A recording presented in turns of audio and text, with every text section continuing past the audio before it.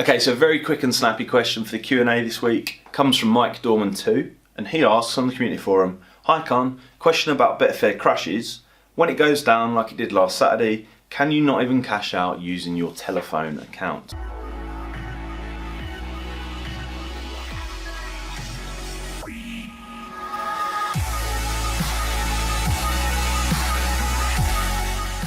So thanks for the question there, Mike.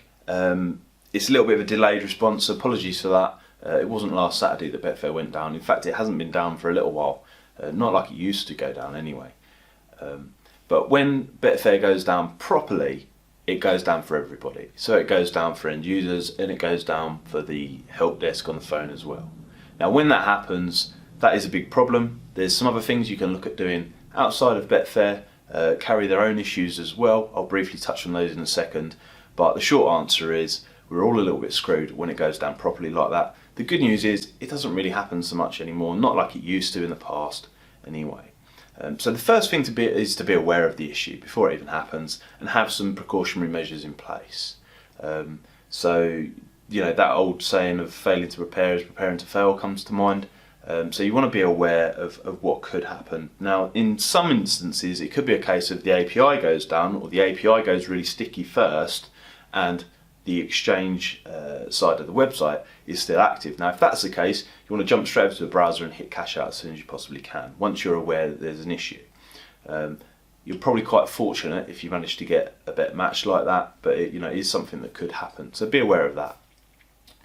You want that to be sort of your first response.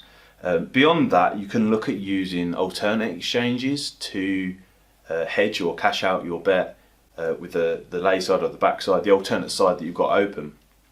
But this comes with its own issues too. So in the past, several years back now, and longer time users might remember this, but there was a horse called Vole of a Debt.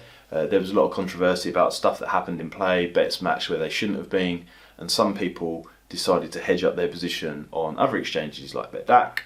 And then in a one-off instance, Betfair actually voided all the bets on that race in play, which left the people that had hedged on other exchanges exposed elsewhere and out of pocket. So that is the problem that you also face if you decide to do that. Although, having said that, it might be something you want to consider finding the balance somewhere in the middle.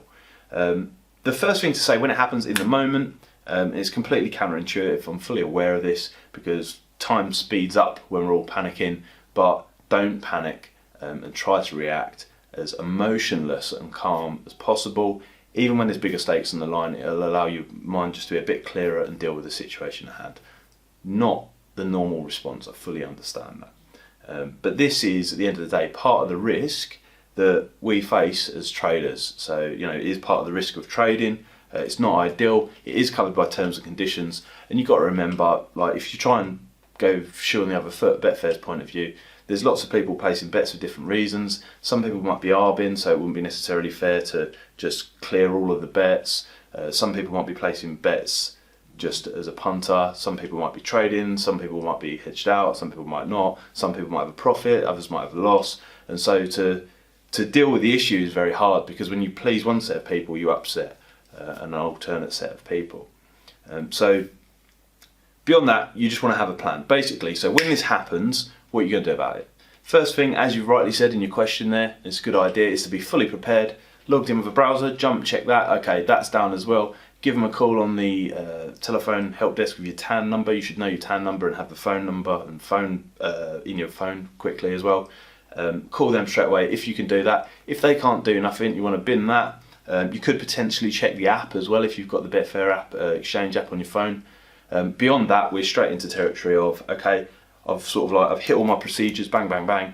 None of them are working. Now I'm going to think about, am I going to hedge? So that means you need to have a funded exchange account with one of the exchanges, be it BetDAC, Matchbook or Smarkets, and then calculate the open trade that you've got. Bearing in mind, this is another good point, do not close down the window in your software straight away in panic, because if you do that, when you come to go and hedge with another exchange, you're like, oh, what's my open position? Well, you can't call it back up on Betfair because everything's gone down. So you basically want that frozen window on your screen so you know how big your open position is and how much liability you've got on the given event.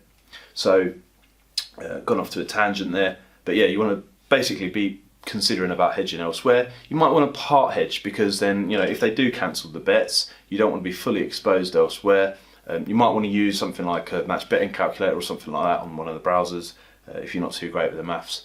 But having a set of sort of precautionary measures like that to deal with the situation is the best thing you can do. Do not panic, respond appropriately, and hopefully you'll get away with it. But like I said right at the beginning there, the good news is it happens far less than it used to. There was a period where they changed over with the different types of, I think it was API-NG. There was quite a few crashes. It was very frustrating. I've been stung several times myself because of this. There's not a lot you can do about it. As I said, it's covered in terms and conditions. But hopefully that answers your question there fully, Mike. Thanks a lot for contributing. If you or anybody else have got any more questions, we've started the Q&A again, so please submit them in the comments below on YouTube or one of the places where we've asked, particularly community forum as well, and I'll get back to you as soon as possible.